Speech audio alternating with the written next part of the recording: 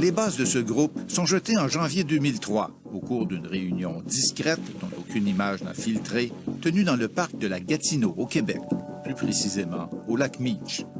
J'avais eu l'idée de faire cette espèce de remue-ménage avec la France, l'Union européenne, la francophonie internationale, les États-Unis, l'Organisation des États américains, faire une espèce de tableau, qu'est-ce qu'on peut faire? L'ancien secrétaire d'État du Canada pour l'Amérique latine et les Caraïbes, Denis Paradis, avait reçu le mandat du premier ministre chrétien d'organiser cette rencontre spéciale de 2 jours baptisée « Initiative d'Ottawa sur Haïti ». Est-ce qu'il y avait des représentants haïtiens? Non, il n'y a pas de représentants haïtiens. Il y avait strictement quelques pays qui disaient, mais qu'est-ce qu'on fait, nous, pour les aider? Mais il n'y avait pas de représentants haïtiens. Et pour cause, la suspension de la souveraineté du pays était sur la table. L'enjeu, c'était sérieux. On parlait de ni plus ni moins que mettre Haïti en tutelle. Non, on évite ces mots-là en politique, là, bien sûr. C'est pas de mettre Haïti en tutelle. C'était davantage de dire, est-ce que la souveraineté des États est un principe immuable? De toute évidence, la réponse est non, du moins en ce qui concerne Haïti. 1 an après ce remue-ménage au Canada, en février 2004, des forces spéciales américaines débarquent à Port-au-Prince, pendant que des soldats canadiens sécurisent l'aéroport. En présence des ambassadeurs des États-Unis et de la France, le président Aristide signe une lettre de démission et est Le président, en sa résidence, voit des soldats blancs débarquer, ce que nous n'avons pas en Haïti, la nuit, et ils l'ont forcé manu militari à rentrer dans un avion tout de blanc sans aucun signe dessus. Finalement, après, on a vu les images de cet avion qui est parti avec le président Aristide et son épouse. Jean Saint-Ville milite au sein de Solidarité Québec-Haïti, qui demande au Canada de couper tout lien avec le président haïtien Jovenel Moïse. Avant, les Haïtiens voyaient le Canada comme étant un partenaire avec qui on pouvait parler affaires, et il n'y avait jamais cette perception qu'il pourrait y avoir une tentation de contrôle, de mainmise, d'impérialisme, etc. Impérialisme ou non, les Nations unies élaborent à cette époque un nouveau principe du droit international, la responsabilité de protéger les populations. Et dès le lendemain du départ d'Aristide, le Conseil de sécurité dépêche des casques bleus en Haïti pour assurer la stabilité du pays. Ils y sont restés pendant 15 années, de 2004 à 2019. L'ONU a été considérée par beaucoup d'Haïtiens comme une force d'occupation. Vous n'avez pas l'impression d'avoir fait un coup d'État en Haïti? Pas du tout. Pas du tout. Les gens ne comprennent pas ce que ça signifie pour un Noir d'entendre des Blancs se réunir et pour dire que vous représentez une bombe qu'il faut désamorcer. Avec le séisme de 2010 et la vague de l'aide internationale, les ambassades du Core Group vont devenir omniprésentes en Haïti. Gilles Rivard, ambassadeur du Canada à cette époque. Quand j'étais ambassadeur, je rencontrais le président Préval 3 ou 4 fois par mois pour parler de toutes sortes de choses. Une proximité qui a, selon lui, entraîné une fausse perception. Il y a beaucoup d'Haïtiens qui ont peut-être l'impression que c'est une espèce de gouvernement parallèle. C'est pas du tout ça. Le Core Group, c'était tout simplement une structure pour permettre une meilleure coordination entre les différentes institutions présentes en Haïti, les principales. L'aide humanitaire, c'est une chose, mais il y a aussi les intérêts stratégiques. L'actuel président Moïse fait certes bon ménage avec les grandes puissances. En 2018, Haïti était parmi les pays conviés par Justin Trudeau au sommet du G7 de Charlevoix. Cette relation privilégiée a aussi une contrepartie diplomatique. Haïti avait une relation privilégiée avec le Venezuela. Aujourd'hui, je suis avec mon frère, le président Maduro.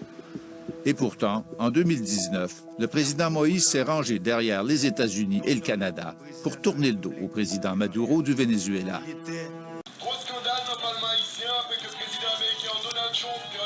En Haïti, se faire élire, c'est un moyen de s'enrichir. Personne n'a encore été condamné, évidemment. Personne, aucun procès n'a été fait. L'avocat Samuel Madistin, qui a déjà siégé comme sénateur, dirige aujourd'hui la Fondation Je Claire, une ONG qui lutte contre la corruption politique.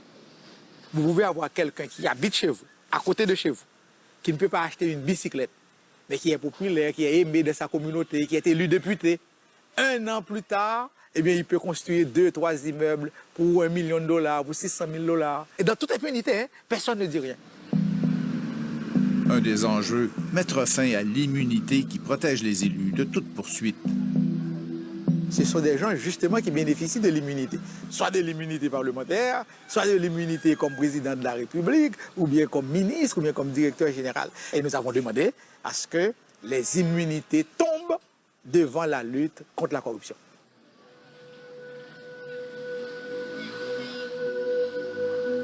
Ils font des compressions. Partout, ils font des compressions. Wilbert Chéry est une des victimes de cette catastrophe économique. Il a travaillé comme chauffeur pendant des années. Depuis 7 ans, il est au chômage, comme la moitié des Haïtiens.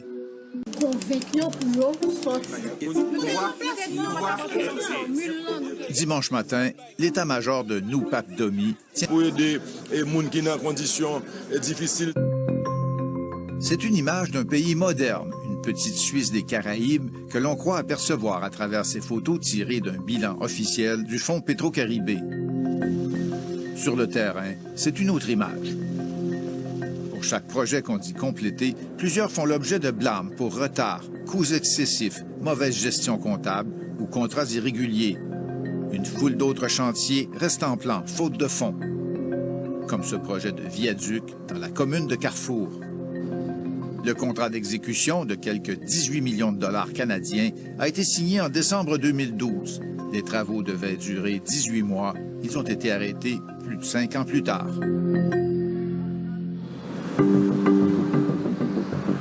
Quelques centaines de mètres plus loin, un autre monument.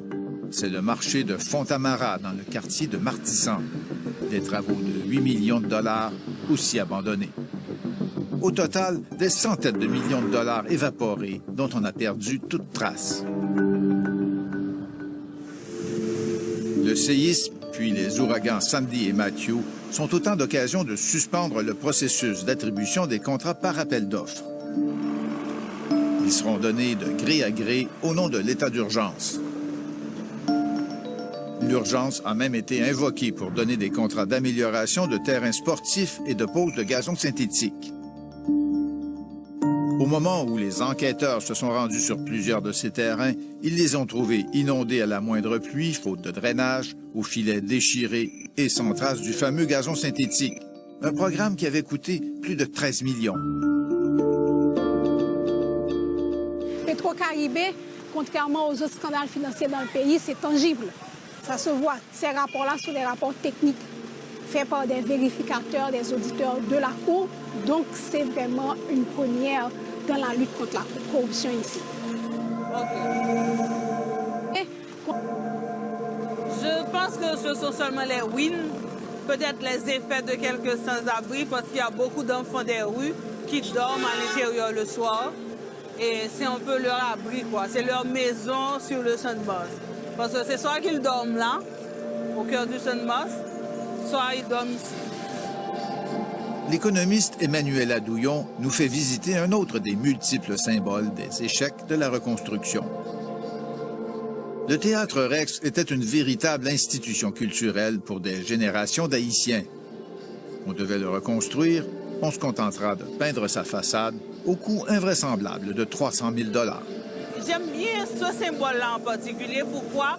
Parce qu'il y a eu beaucoup d'efforts pour faire semblant, pour montrer qu'on est en train de faire des choses. Genre, on peint une façade, de semer la poudre aux yeux, de montrer qu'on est en train de changer les choses, c'était vraiment fréquent.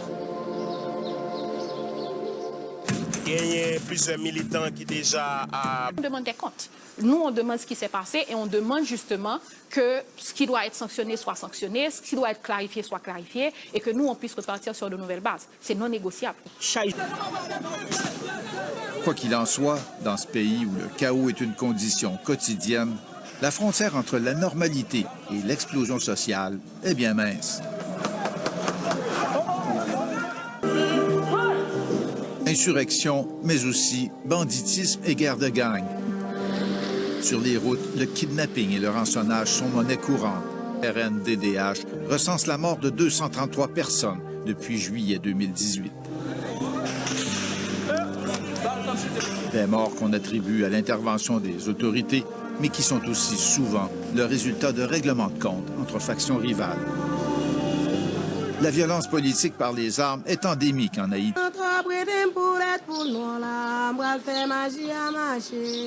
Il y en a parmi nous qui n'ont pas envie de faire la politique. Il y en a parmi nous, c'est le moment, il faut y aller. Mais c'est très compliqué déjà dans mon groupe de faire ce regard sur la politique. Et ça me fait très peur parce qu'il faut investir l'espace politique. Il faut venir avec cette nouvelle manière de faire de la politique. Quelque chose qui soit clean.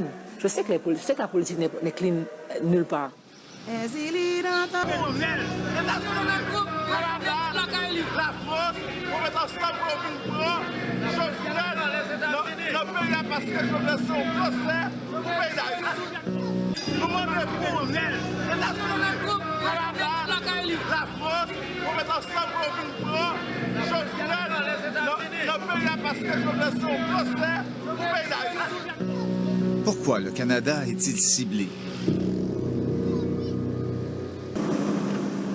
Aujourd'hui, à la vérité, ce n'est pas Jovenel qui représente l'adversaire pour la population. C'est la communauté internationale qui supporte Jovenel Moïse. Pour l'avocat André Michel, c'est aux Haïtiens de régler la crise politique. Mais là, on passe devant l'ambassade du Canada en ce moment même. Et le Canada aussi le soutient? À la vérité, ici en Haïti, ce sont les Américains qui contrôlent vraiment la situation. Mais attention, le Canada a aussi un poids. La France a également un poids important. Chaque jour, les amateurs de joutes politiques se retrouvent au Champ de Mars, au centre de la capitale, pour débattre.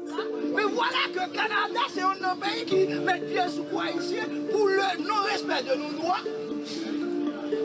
À cause de notre présence, la discussion s'oriente tout de suite sur le Canada et aussi sur le Core Group, une entité pratiquement inconnue chez nous, mais dont tout le monde parle en Haïti. On prend loin un ensemble de pays, de Core Group, et qui a supporté, soi-disant, l'État haïtien ou bien le gouvernement. Ce Core Group est formé de représentants de quelques pays, dont les États-Unis, la France et le Canada, de même que de l'Union européenne, de l'Organisation des États américains et des Nations unies. Pour un grand nombre d'Haïtiens, ce groupe exerce ni plus ni moins qu'une tutelle sur leur pays. Pour la population, pour les citoyens, ce sont les ambassadeurs du Core Group qui représentent cette barre de protection inacceptable pour un chef d'État corrompu, inculpé dans plusieurs dossiers de corruption et de surcroît rejeté par la population.